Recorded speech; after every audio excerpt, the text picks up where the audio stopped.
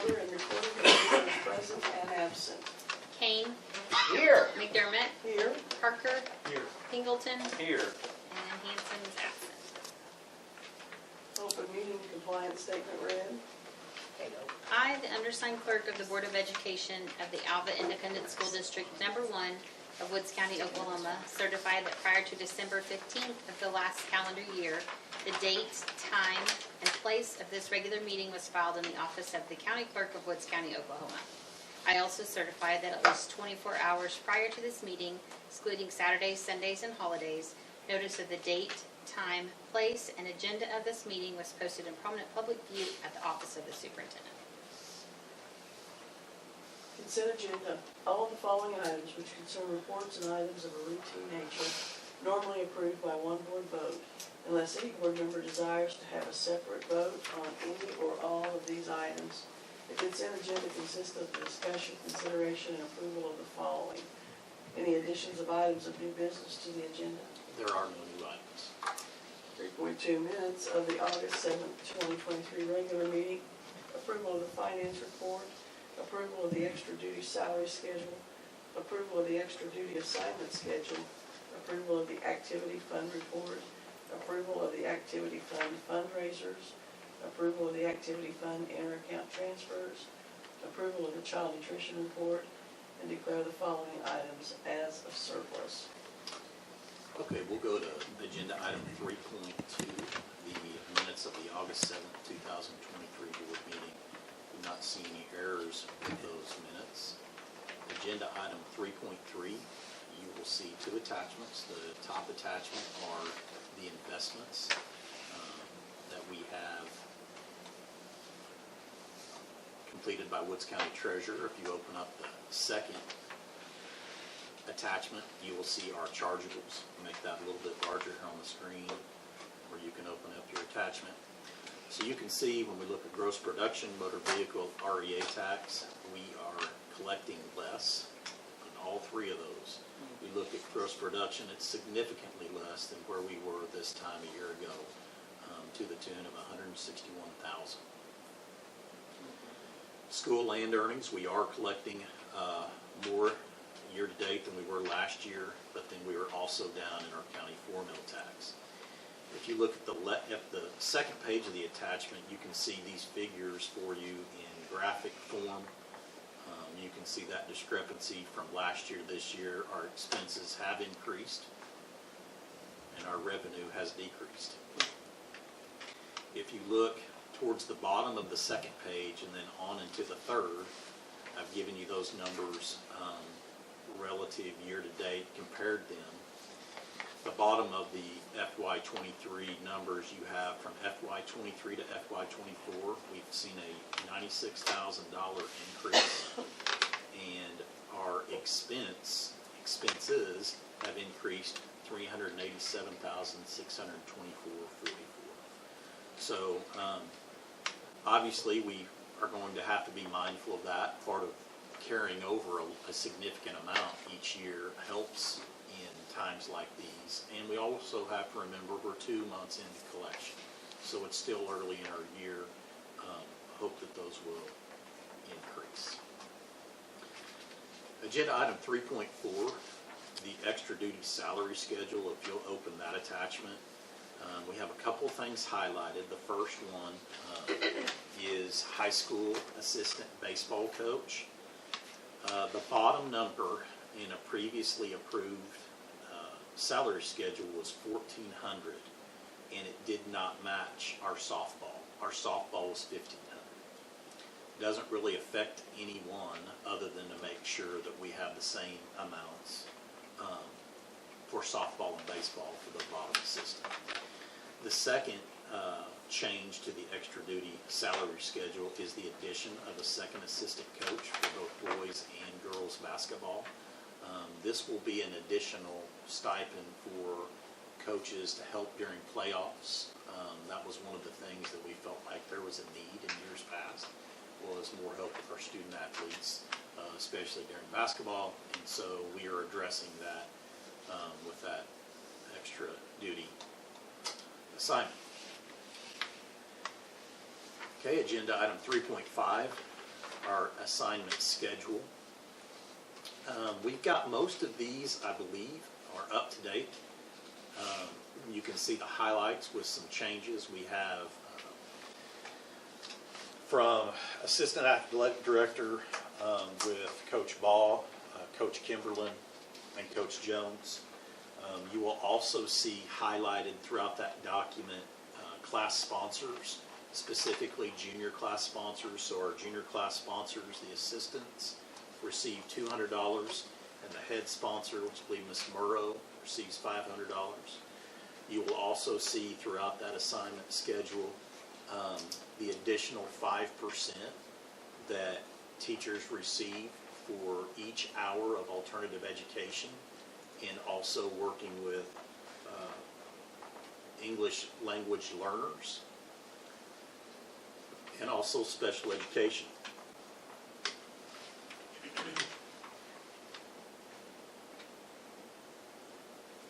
We have a new district test coordinator, Tina Pettis. Tina's housed here at the high school, but she will also be our district test coordinator. We have a new middle school testing coordinator, and that is Ms. Stephanie Nichols. She is also the assistant concession coordinator this year. We're unable to fill that last year. Finally, I think the newest one, you'll see Mary Tyree on the 5th page. We have esports, and so she has a $750 stipend for the esports, and so I believe they're doing some gaming and some STEM-related activities also. Any questions about extra duty assignments? Okay, 3.6, the activity fund report. You'll open that top attachment. That is our year-to-date for 23-24 school year. For our activity funds, you'll see activity account 903. 903 is the computer insurance, and you can see that has received a significant amount of revenue since school started, with students paying insurance for Chromebooks. If you'll look at the bottom attachment,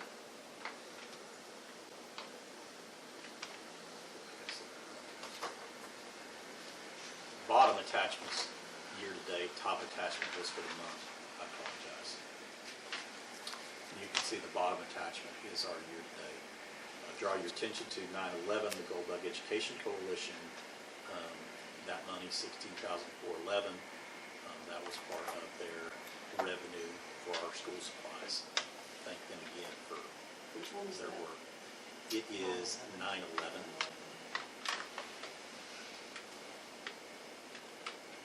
Okay, agenda item 3.7. We had a late fundraiser request come in, and we will get this added pending your approval to our spreadsheet. The Bull Smokehouse contacted Mr. Brock in our Fine Arts program. They want to do a prime rib dinner with all the proceeds going to our Fine Arts. And so that is this request for our choir, band, and speech programs. Well, I'll take it for very long, the 17th of September. Correct. Where they get, I guess, hopefully good publicity out about it. Well, yeah, I think what it came about is Pete acquired some discounted rates on food and wanted to be able to help the school. I think it's great. That's a nice new. Very nice gesture of the Bull, and really help our programs out. Inter-account transfers. There is one inter-account transfer. You'll open up that attachment. So this is the transfer from Alva High School baseball to Alva High School concession for $388.64. And then if you look at the second page, you can see an itemized accounting of what was purchased to move over to high school concession. Agenda item 3.9, child nutrition. You'll open up that attachment. Trying to keep kind of a running tally from 2020 2020, 2021 of our food service. And you can see we've seen a significant increase in the amount of lunches and breakfast that we are serving students. Really probably shouldn't say that for breakfast, it's really pretty similar, but you can see a significant increase. In 2021, we were serving about 6,378 students, and if you look at this past month, 23-24 school year, we served 8,768 lunches. Agenda item 3.10, we have two attachments there. If you'll open the top attachment, we have some international electric typewriters that we're going to be surplusing, taking those to the armory. No longer need those.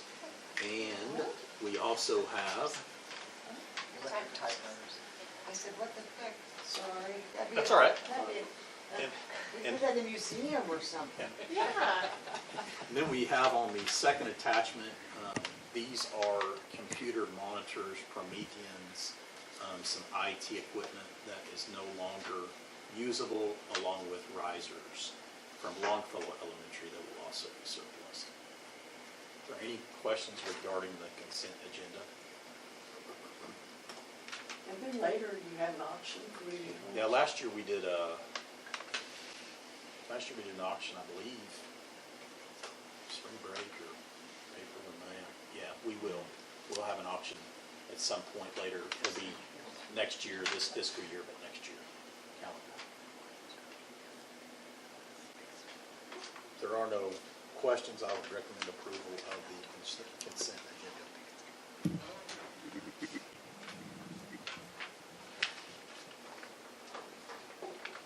Motion to approve consent agenda. Motion to approve 3.1 through 3.10 as presented. Second. Parker, Yes. Pingleton, Yes. McDermott, Yes. Kane. Yes. Item number 4, vote to approve purchase order encumbrances for the following funds for fiscal year 24. 4.1, general fund as referenced. 4.2, general or building fund as referenced. 4.3, child nutrition fund as referenced. 4.4, gift fund as referenced. Okay, we'll start with agenda item 4.1, and if you'll open the top attachment, go through a few of those larger items that we purchased. Purchase order number 243, Adobe Inc. for 2050, that's our district software for PDF editing. Purchase order number 245, IXL Math, for 1,400 reading and math software that is used throughout the district. Purchase order number 246 through COSA for 1,350. That's some professional development for Washington teachers that they will be taking advantage of. Purchase order number 253, Curriculum Associates, 5,480. That is our iReady software that we use for special education. Purchase order number 258, ProCare Therapy. We mentioned a few months ago that we would be doing virtual speech therapy. And so this is the purchase order that encumbers the money for that therapy. It is a significant amount more than what we've paid in the past. And so you'll see some of those numbers when we look at that contracted service. Purchase order number 261, White Box Learning. That is AMS EdTech software. And then purchase orders number 264 and 265, those are repairs to our Activity Bus 9, an alternator, and also new tires. Any questions regarding agenda item 4.1?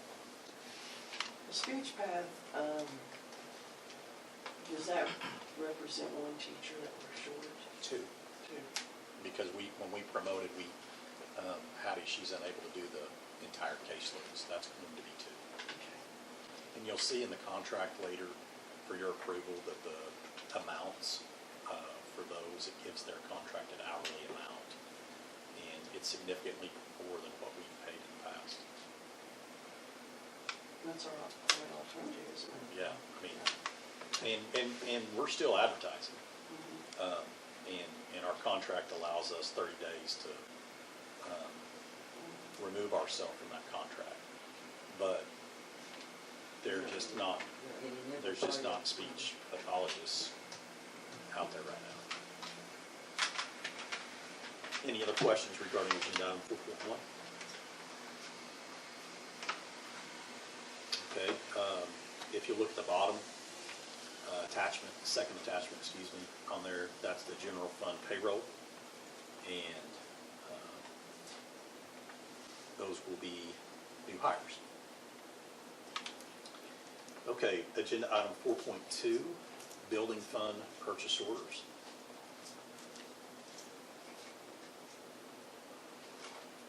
Purchase order number 40, Kyler Construction. This is the remainder of our payment for our HVAC, $342,839.57. Doing some minor repairs this week to some gas hookups, and we hope that the inspection will be completed and the gym will be usable next week, first of next week. On this, on this payroll, is there a reason that one payroll amount is empty? They accepted the job, They just and we haven't worked encumbered yet. the money, and then they didn't call us back and turn down the position. So we had already encumbered and given that person a purchase order number, and you can't take that purchase order number out of the system, Okay. so you have to zero out the account. So that person didn't come to work. Correct. But we can't take them out of the purchase order system. Okay? I have no record of what happened. This didn't make sense. Okay. I don't work for nothing. Purchase Feel order like number. it is sometimes. Purchase order number 42, Vendetti Plumbing for $3,000. This was to replace in the indoor facility water fountain. Purchase order number 44, Harrison Energy Partners. This is our chiller outside the library here that we had to do some repair, inspection and repair on it. You remember a couple months ago it was not working. Purchase order number 46, Holston Engineering.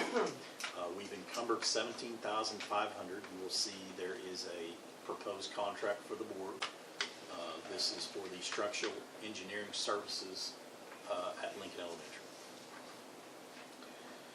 Okay, agenda item 4.3, our child nutrition fund. We have one purchase order out of child nutrition. It is Merrifield's office supply, $37,366.05, and this is for the updated furniture, chairs, table, etc. for the high school cafeteria. Agenda item 4, you have a question? I just think they're expensive, aren't they? Yes, they are. Yeah. Okay. Purchase order number 4.4, gift fund. The gift fund this month is showing you the scholarships from the Share Trust that our students have received and that we are paying to those universities. Remind the board that the first year scholarships for students is $500. Their second, third year of college, it's $750 a semester, and the fourth year of college, it's $1,000 a semester. And so we have 11 students at Northwestern Oklahoma State that are taking advantage of this scholarship. We have one at Southwestern Kansas, one at UCO.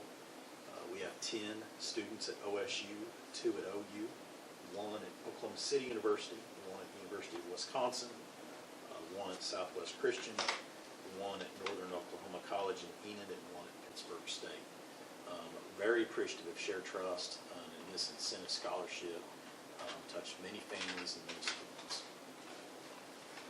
Any questions regarding agenda item 4.1, 4.2, 4.3, or 4.4?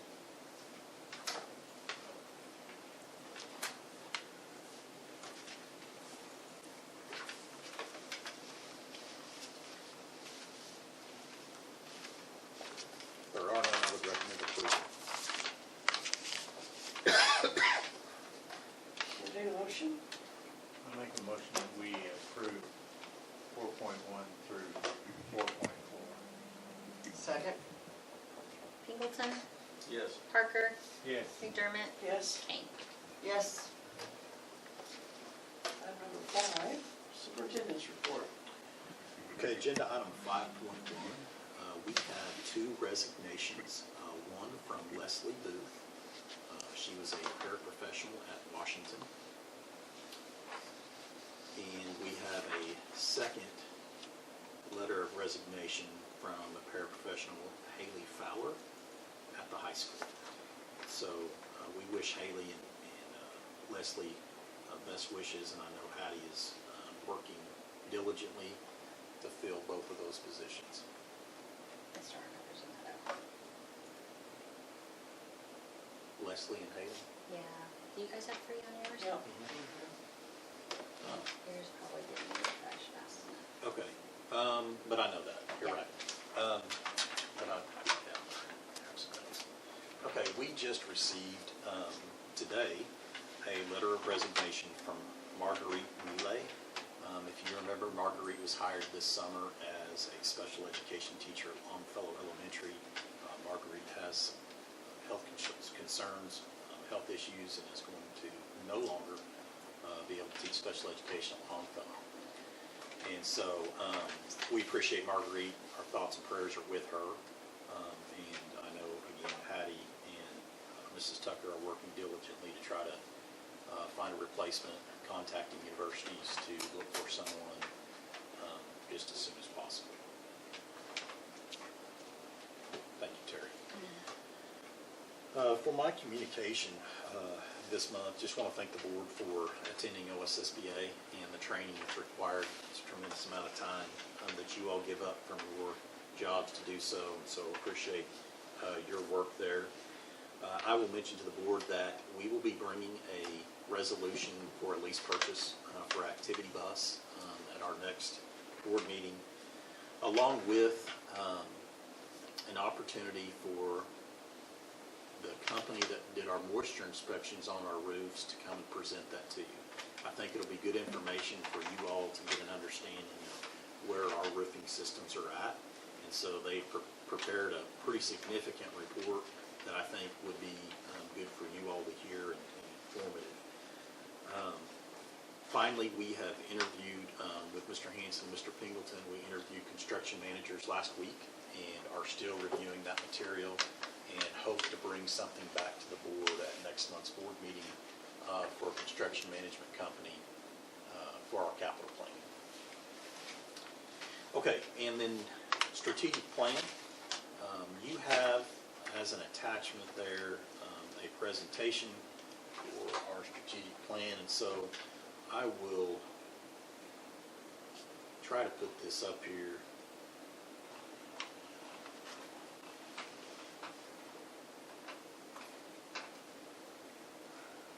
I have a couple things in my computer.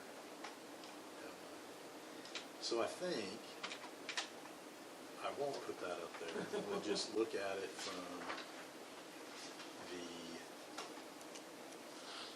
It's called, You guys remember I what- think you Plan. passed goal areas. Scroll back up. What was it called? Strategic plan, right there on, oh, down just a little bit, and it was on the left-hand side. Right there. Inventive name. That's good. It's creative name. Okay. So,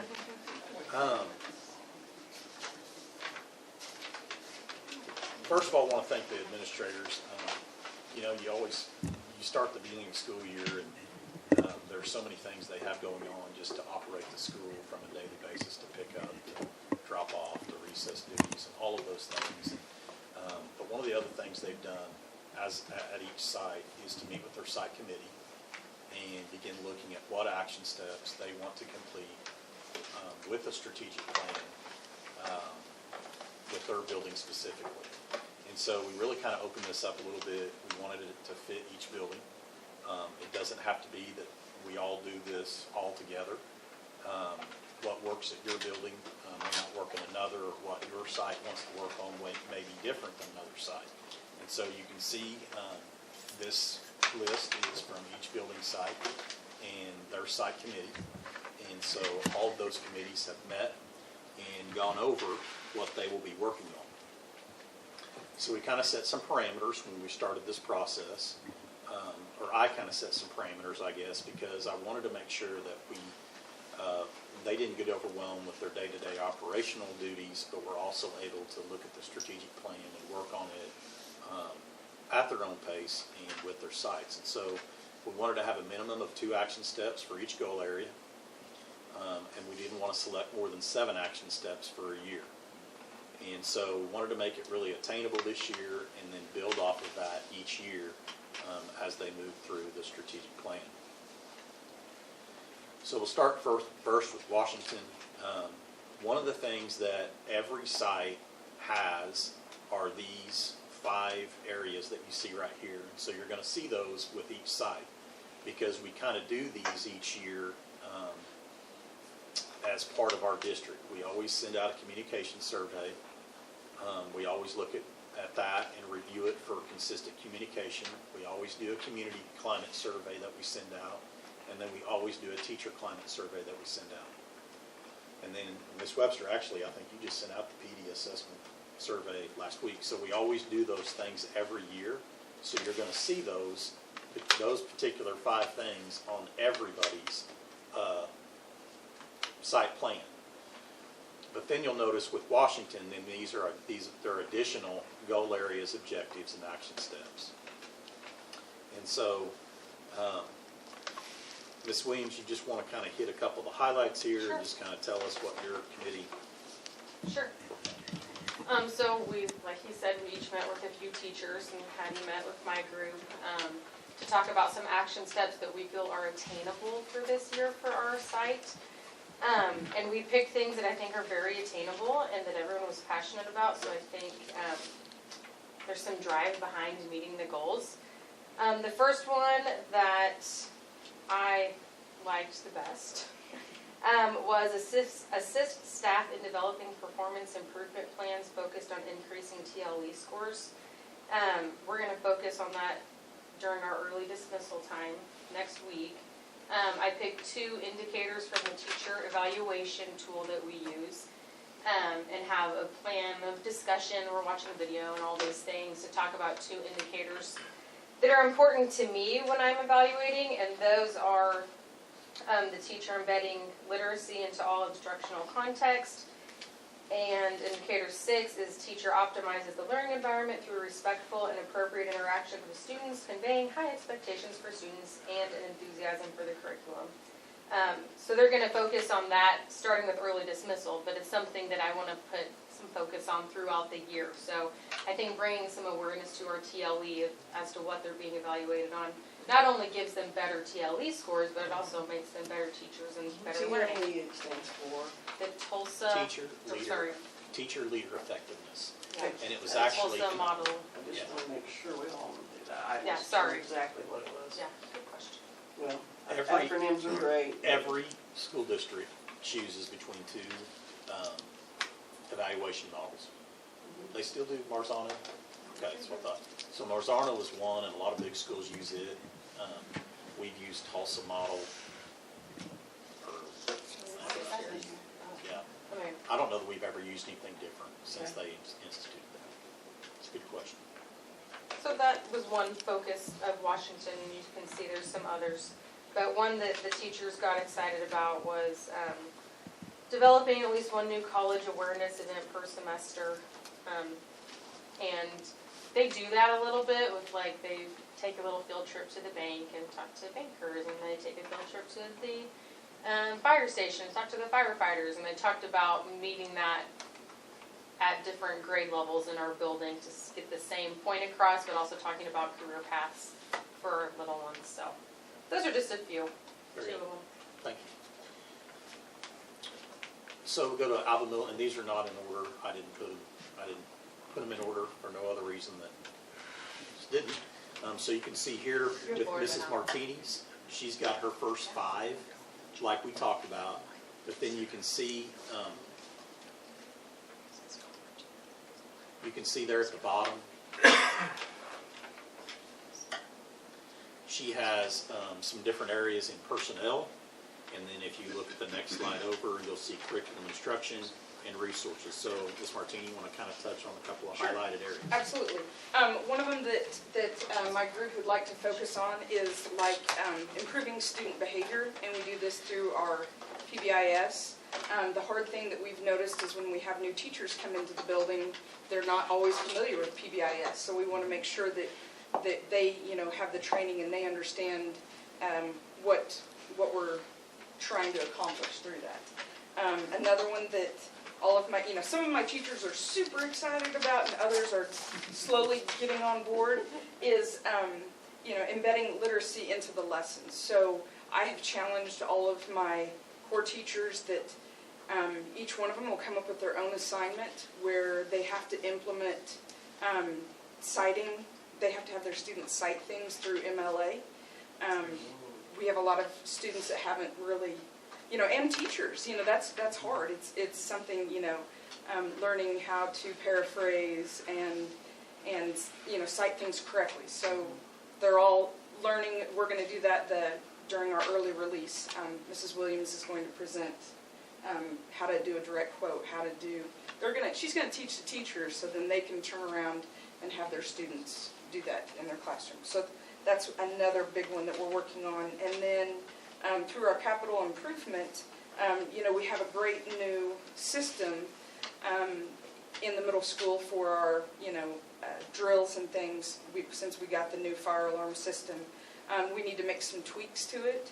And we want to make sure that everybody knows all of the steps when we have drills, and we're all following the same protocol. So that's what we're going to work on for resources.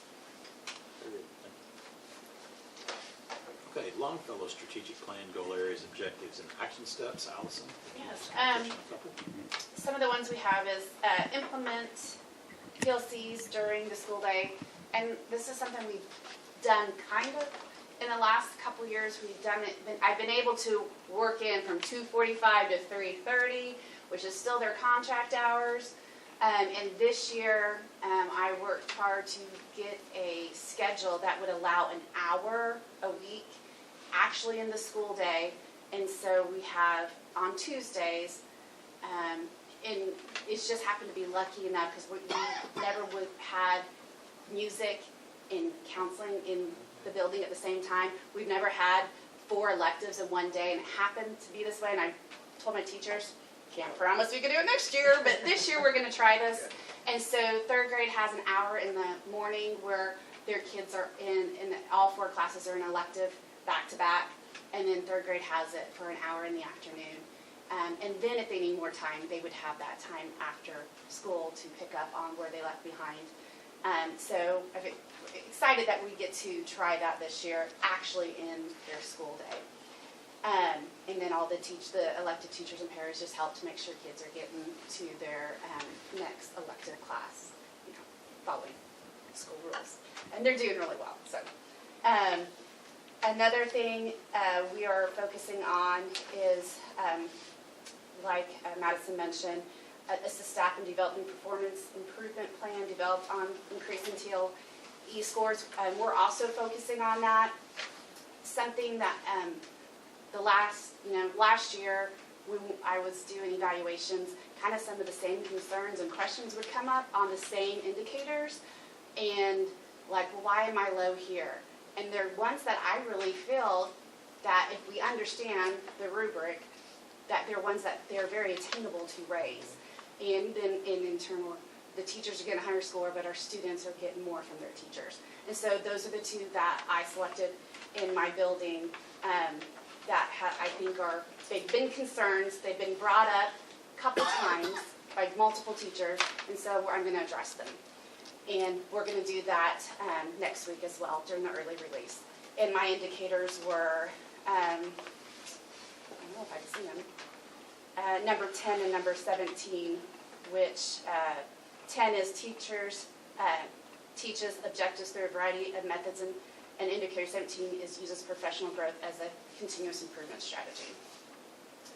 And then another one is use the measurement of academic progress, our MAP data, to determine gaps in academic standards from previous grade level, reviewing our data, and then incorporate a plan to eliminate assessment deficits, and this is something that we plan to do during our PLC time, and then hopefully in a future early release date, we can maybe do some vertical alignment with other schools. Very good, thank you. Are we as a district, this is the first time I think I've ever even thought about TLE scores. And that's probably my own fault, because I've probably been told that many times. Is this something that we see that we have a need of improvement on, those scores? Are they where we think they should be, or are they just, we're always excited about doing better? I mean, I think there's part of that both, part of wanting to always do better, but also a lot of it has to do with, I believe, from my experience as a teacher, not understanding the rubric as a teacher. And that's simply because the rubric is very extensive, and we are trained that if they do not hit every level on that indicator, then they have to have the 3 or the 2. So they would have a higher score if they just, and there's a lot. I mean, it's massive. And so it's our job to better train our staff on what the rubric looks I like. take the test. Yes. So each indicator may have 5 or 6 little individual areas in it that the teachers are expected to meet. We might have 5 or 6. Yeah. Do our TLE scores directly reflect on maps? I mean, do you see any correlation between how our teachers are doing versus how our students are doing? I think in some areas you can look at that. One of them would be like, when I go in and do observations, like teachers deal with students in different ways. So like student behaviors, there's, a section that kind of deals with that and, the classroom management. And so I think there can be some correlations between some of that. But also, the information, like if they are, one of the things that we're working on is like when Todd Luke came in and he went over engagement strategies. Well, that's a huge one, is making sure that all the kids are engaged. Well, if you raise the engagement, then you're going to lower behaviors in the classroom. So scores will go up. and scores will go up. So it's just kind of like a hand in Interested in what we're doing. So is it once a year you do this deal? Is it constantly? Are you evaluating it? It's constant. There's walkthroughs, what are called walkthroughs, and they're just kind of short walking in and kind of doing, 5-minute kind of snapshot. quick assessment of what's Okay. going on. And then you have your actual observations that you go and you sit down, minimum of 20 minutes, and go through the whole rubric of what you're supposed to be, of what they're supposed to be hitting, and then you do a formal evaluation after that. I just don't know that I've ever really thought about it in detail. Are veteran teachers evaluated different? I know first-year teachers have been through a lot more from the universities that come out, so it's not the same as someone that's been there a long time, is it? No. So like, It's the same rubric. Same rubric. it is the same rubric, but like first-year teachers, they have to be evaluated at each 9 weeks, each of the first 3 9 weeks. Okay. And then veteran teachers can be observed the first semester and the second semester.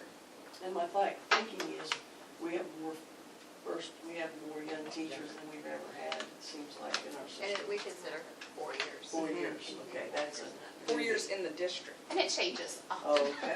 So Right. I could have a teacher that's taught for 20 years, but they move into the district, and that's new, so that's. They start, I they see. start. Okay, sorry, I just didn't understand. But in the same breath, you look at that rubric and you said 20 minutes minimum, but you've got that whole list of. It's better Exactly. to do more. It's- It would it's- have to be, you because I mean, see it it's a beginning to massive end. list, Yes. and it's funny, because if math is my hot topic, and I do really good at that, and English is not, and she walks in on English, I'm not gonna score as well necessarily, but I've got the abilities, I just need to figure out how to apply to every course subject that I'm responsible, and that would be for elementary and maybe some middle school that do a whole lot, am I correct? And that's where we, I always make sure I'm not, like, I'm seeing math one time, reading Sure. another time or whatnot, so that I'm not seeing the same thing. Which drives Which is them fair. busy in and out of their office, That's doing very evaluations a lot, interesting. so it's kind of work, but thank you. I've never really understood it.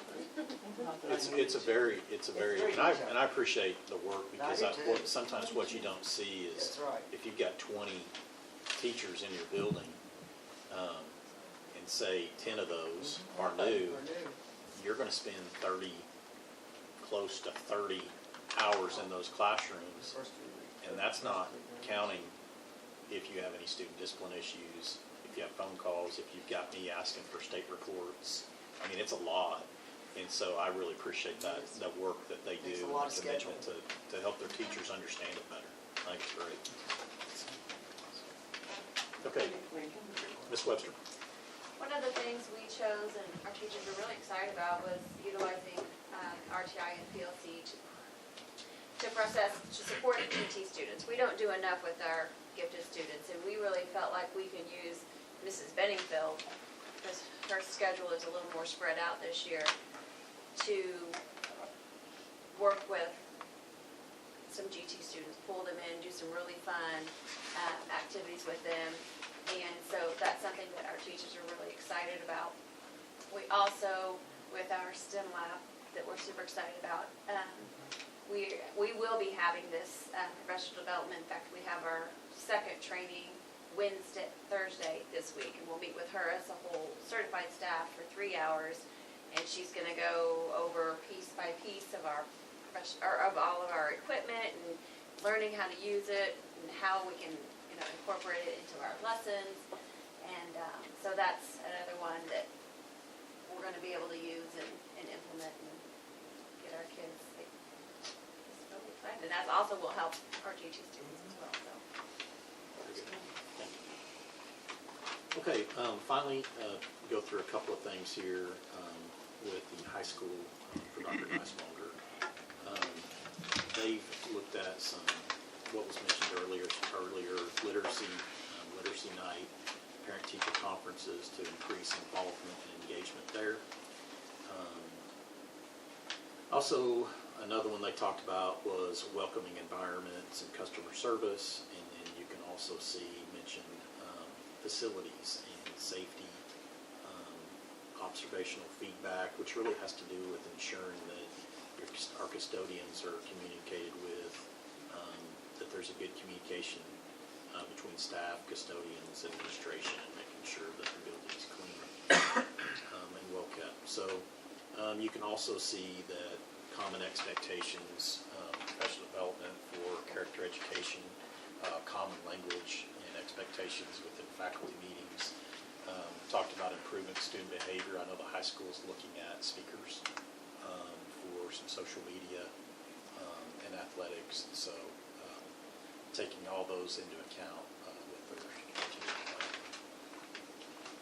So a couple of important dates that I just want to kind of remind you all about from our accountability plan. September 28th, goal area chairs with Mrs. Kane and Ms. McDermott to discuss kind of as a group again, just where everybody's at, just kind of some feedback. Do we have a time? No, I don't have a That's time okay. yet, but we will meet at central office. Thursday. Yes, The next day is up high holiday. that's right. Yes, ma'am. That's right. Oh, that's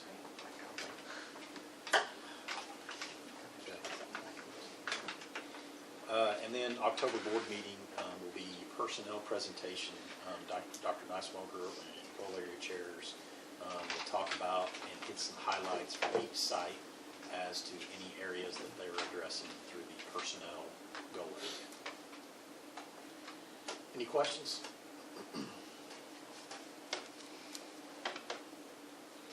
Okay, that is all I have. Thank you, Dennis. Item number 6, items of current business, 6.1, discussion with possible board action, vote to approve an offer of employment to applicant number 1, certified position for the 23-24 school year. Okay, agenda item 6.1. This is for Jeremy Jones. We had hired Jeremy as an adjunct instructor, and Jeremy actually has his certification through the State Department of Ed. And so we want to have this agenda item for our accreditation standards. And so I would recommend approval of this provisional, or this certified position for the 23-24 school year for Jeremy. Okay, so is this not loaded in here? We wouldn't have anything in here, would it? I mean, I'm not. No, there's And no that's Jeremy attachment. Jones? Yes, We can do these individually. yes. Yes. So moved for 6.1. Second. Pingleton, Yes. Parker, Yes. McDermott, Yes. Kane. Yes. 6 point, let's jump on. I think it has to do with being there. Discussion with possible board action, vote to approve an offer of employment to applicant number one, non-certified position for the 23-24 school year. Want to again recognize Mrs. Popper. She's done a really good job of interviewing and organizing our paraprofessionals. And so we bring to the board Ethan Lyons. Ethan has been working as a paraprofessional at Washington Elementary. And so we would ask the board to approve this offer of employment.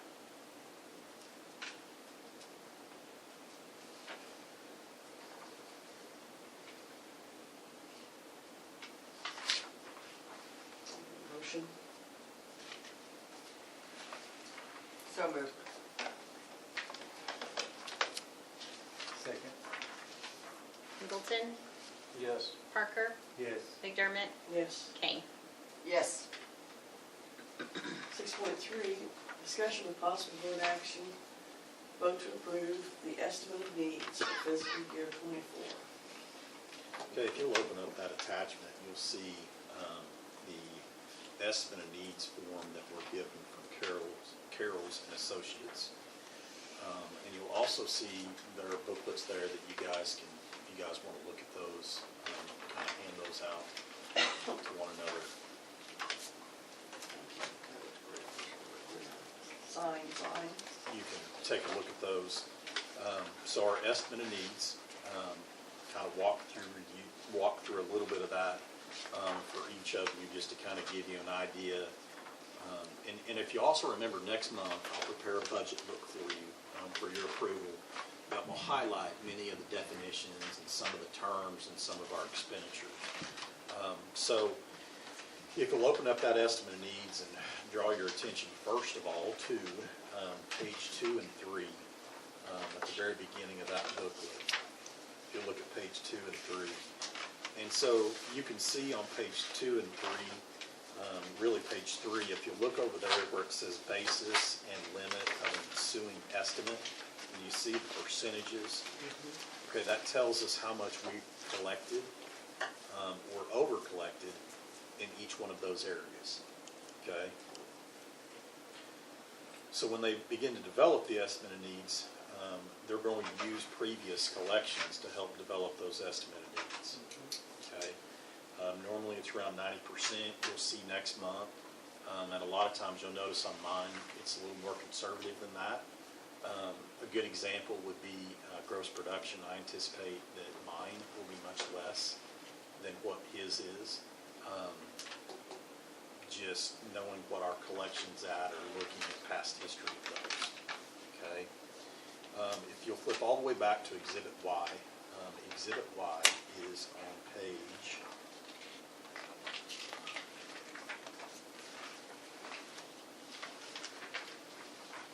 30. If you look back, Exhibit Y on page 30.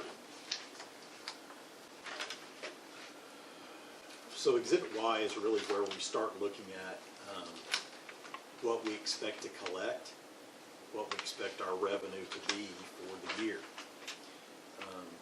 You can anticipate when you see an increase in your valuation, you're going to see an increase in your revenue because you'll see an increase in your taxpayers and taxes. And so you can look there at the very top where it says of Exhibit Y, appropriation approved and provision made. If you look across there, it has our estimate of needs, or what we're allowed to spend by law for our children, general fund, building fund, and child nutrition fund. So you see general fund is $17,751,017.95. You see building fund, $3,852,479, and then you see child nutrition, $711,222.42. So those are our estimate of needs. That is what's been approved for us to spend. If you look down at miscellaneous excess assets over liabilities. Do you guys see that? It's like the third one down. If you see that line and you move straight across there, those are our carryovers that we brought into the new school year. So we have $6,246,549.01, $3,183,755.83, and $256,517.51. If you look at balance required, so if you look, balance required is right down there towards the bottom. It's about the third line from the bottom, or the third one with numbers. This is the amount of current year ad valorem tax that gets included in our estimate of needs. If you look at total required tax for 2023, see that? That's the very bottom number. $5,151,002.97, and then you have building funds $735,595.49. That's the amount of ad valorem taxes everyone paid their taxes on time, and we collected and received that revenue. Okay. If you look down at the bottom graph there, you see valuation and levies excluding homesteads, and I'll give you a breakdown of this next month in my budget book. But we have seen an increase. We were at $141,162.95. See that at the bottom right corner where it says total. And last year we were at $139,107. So we've seen an increase in our valuation, which is a good thing. And I'll give you a kind of a history of that in my budget book next month.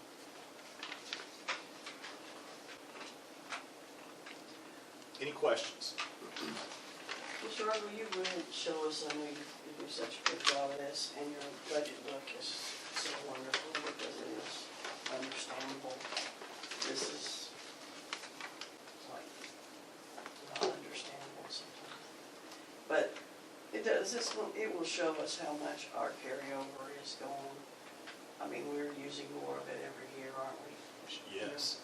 And And so, yes, yes.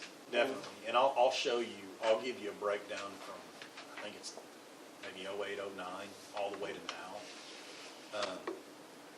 And I mentioned this last year. What was a little bit deceiving is that you had so much federal money that schools receive that kind of boosts your carryovers. But that's not, that's one-time money that you won't see again. And so prior to COVID and the federal money, we were eating into the carryover about 1.2 million to 1.4 million a year. And I would anticipate with the way expenses are and our collections are reducing, we're going to continue to eat into that.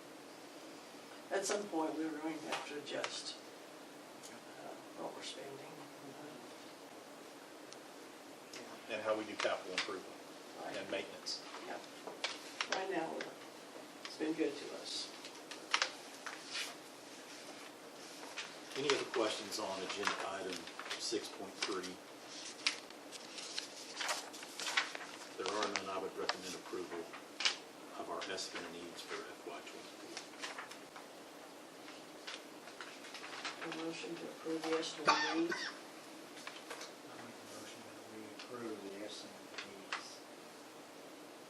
Second. Pingleton, Yes. Kane, Yes. McDermott, Yes. Parker. Yes. Item 6.4, discussion of possible board action, vote to approve the following contracts for fiscal year '24. We're going to approve all three of those at once. 6.4.1, the ProCare therapy as referenced. The 6.4.2, Share Medical Center nursing services as referenced. And the 6.4.3, the Holson Engineering Group, is that for Lincoln, Yes. as referenced. So 6.4.1, our ProCare therapy. Want to again thank Mrs. Potter. She has done a tremendous amount of work as we try to find speech therapy. When we moved to this virtual route, I know she did a lot of interviewing with our administrators.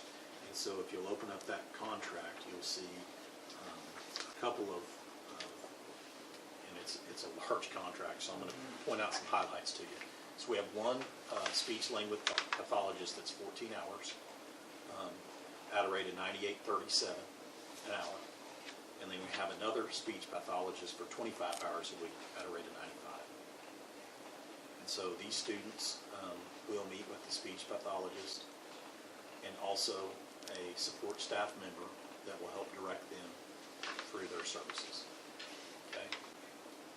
Any questions about 6.4.1 before I move on to this is the first time we've ever done this, correct? Correct. Right, just because of the shortage Correct. of teachers, and we're kind of just, we kind of don't actually know, or, well, I don't know how to say it without saying it wrong. We kind of just had to estimate really how many hours in each one of these areas, I would think. I have them maxed out with students pretty much at these hours. Okay. I wondered how you were running with it, because I think that would be really hard And to it's estimate. booking them up a lot. Okay. It's a lot on them. And they're all virtual, aren't they? We have one still in person. In person? Okay. Do they drive into us then, or they live here The one in person, she lives here. Okay. Yes. and works for this company? No, she's still you're- employed by the school. We have one employed speech path. These two will both be virtual. Okay. I just wondered how, I mean, I think that would be a huge task to decide, figure that out. And I just wondered if there was a way it would, but it doesn't sound like it, that it might work in our favor, that it might be less. No, okay. Because it sounds really expensive. Yes. But we have those What they were children getting. that have those Oh, yeah, needs. no, it's not about that. Yeah. It's about, But you'll have an aide with them, so when they go sit in front of that computer to do the live feed, someone's saying, Karen, put your tongue at the top of your mouth and say R, which is, that takes time away also, and you go, well, now you've got to go with Karen at the speech path, so.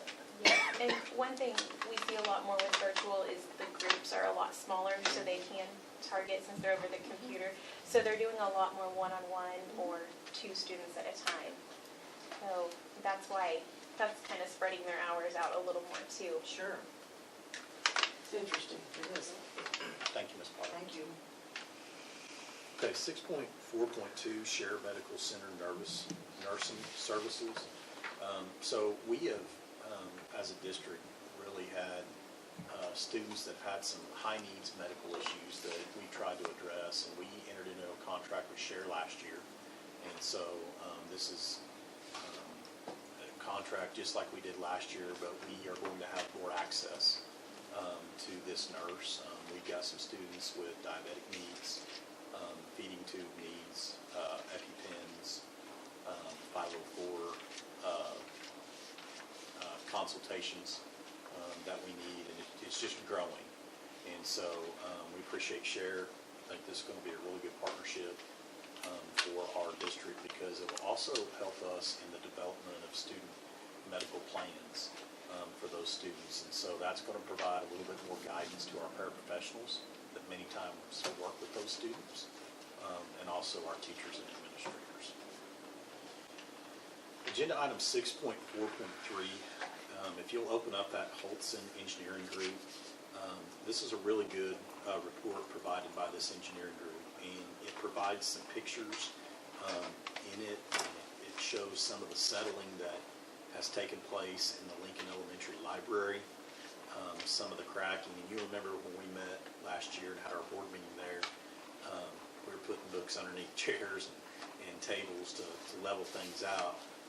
They came in and did a kind of a cursory assessment, and what this contract would do, or this proposal, is going to provide for some core sampling to take place to really let us know what is there and what needs to be done. And you can see on page 11, it kind of gives that scope of services. It talks about the media center, which is the library, to look at that slab coring, to provide structural plans related to repair replacement, to show us, okay, this is what we would do to repair or replace, not meaning any of it would happen, but to draw up a plan for you all to consider. That north courtyard is that patio area on the north side. Again, looking at how to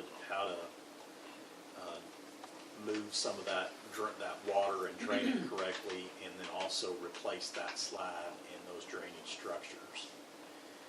And then the northeast corner of the building addition, what that's talking about is when you go down those steps from the library media center to the third floor, red floor, I think is what it is. There's some major cracks in that area where that addition is. And so what can be done there to remediate that area, okay? So the total cost of that is $17,500, and that was from that purchase order they gave to me earlier. I apologize for all my questions. Usually you and I get a chance to talk, but this has been such a crazy thing right after Labor Day, so we have time. When I read this at first, I was kind of led to believe that they think maybe this stuff's fixable. Or am I just being No, optimistic? I think they believe that, yes. I mean, it could be a terrible price. That's right. Yeah, I think one of the, probably, I don't want to speak for them, but I think one of their biggest challenges was the library. And so they wanted to core that. But no telling, I mean, there's no telling what the cost will be now to fix some of those areas. So yes, I think we could fix some of those areas. I wasn't expecting much of it to be fixable. I don't know why I was expecting that. I just think it just seems awful, but. And it may, I mean, if they core those areas, it may not, there may be other issues that we find. But I think. They don't know what's underneath there, do That's they? right. So this is, it's a pretty good report, really, it is. Just that, Yeah. except we do know more than we did, but we don't know more than we did. Does that make sense? Yeah. I mean, I think that, I didn't talk, we didn't really talk to the engineer. We just kind of let him do that so that it would be an unbiased report. And so, I mean, I think anything can be fixed, but that cost could be tremendous. Cost could be. Yeah. Okay, well, I just wondered if I was reading more into it than I was. Okay, we are going to approve all three of these with one motion, please.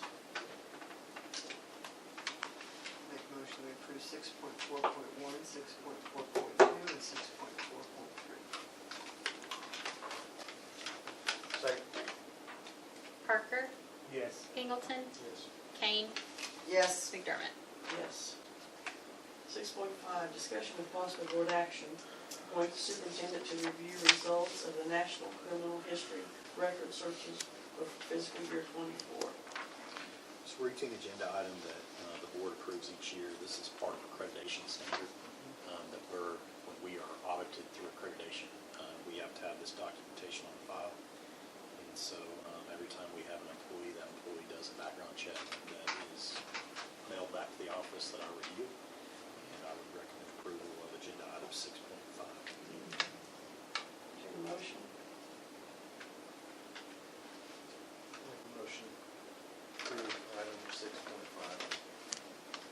Second. McDermott, Yes. Parker, Yes. Pingleton, Yes. Kane. Yes. Item 6.6, discussion with possible board action, vote to approve the Internal Activities Committee for fiscal year '24. Administrator Vicki Niswonger, Dave Foster, Jeremy Jones, Valerie Ryder, Tina Pettis, Adam Lloyd, and Parent Ashley Ferguson. Again, this is an agenda item that we, as part of accreditation, must also review and form. And so policy FMA has to do with student activities and the number of days students can miss for activities and what activities are approved through those.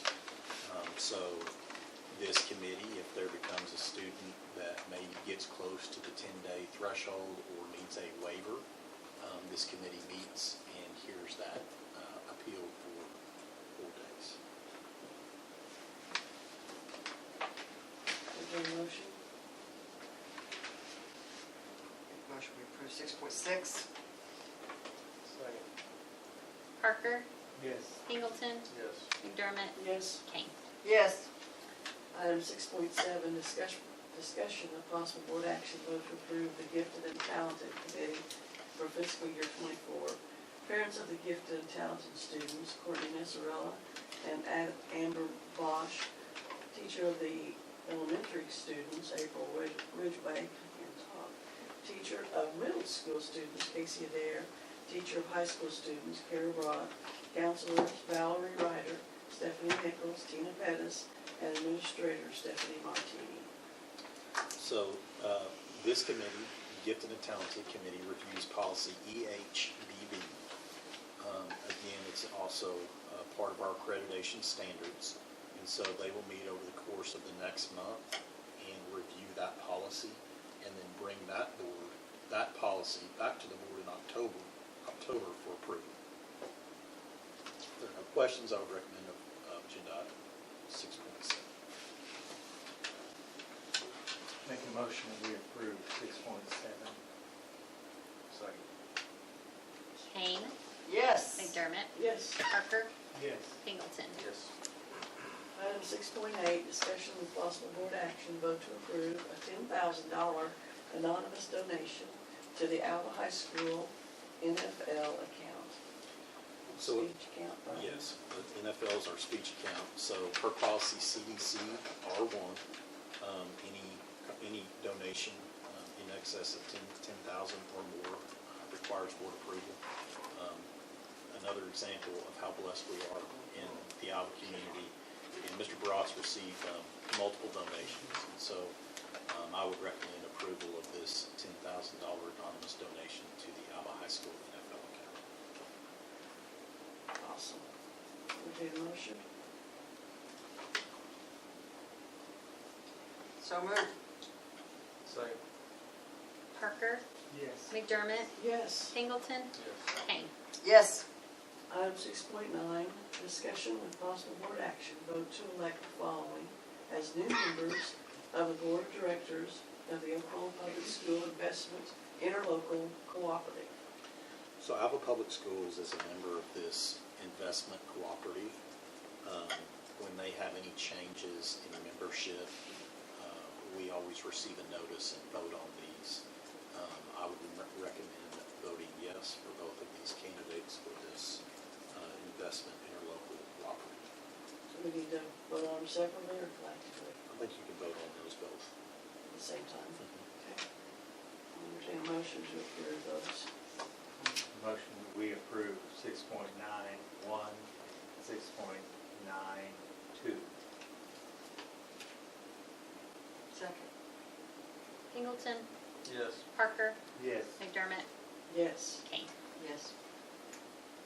Discussion with possible board action, vote to approve the following board policies: DEC-R7, DECA, and FE.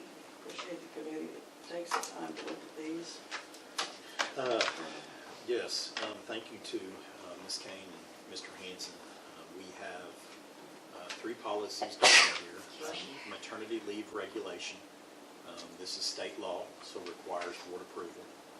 And then DECA is our FMLA, Family Medical Leave Act policy. And because we've adopted a new policy for maternity leave, that also changed to FMLA, which requires that revision to be approved. Additionally, on page 4 of that attachment, you will see our student transfers. We have to bring student transfers back quarterly to the Board of Education for approval. We have not changed this policy since bringing it in July. Our capacity numbers are still the same as what they were in July, and we won't change those until we start our new enrollment for the next school year. I'll show the board, for your information, when you go to our website and parents apply for transfer, if they go to enrollment and they go to the student transfer, we're required by the state to provide this information along with our capacity. And this tracks our capacity, how many available spots we have throughout the district. Okay? So if a person wanted to transfer into Alva Public Schools that live outside of our district in first grade, they would be unable to do so because we are over our limit currently. Okay? No, ninth graders either, huh? Okay. If there are no questions, I would recommend approval of agenda item 6.10.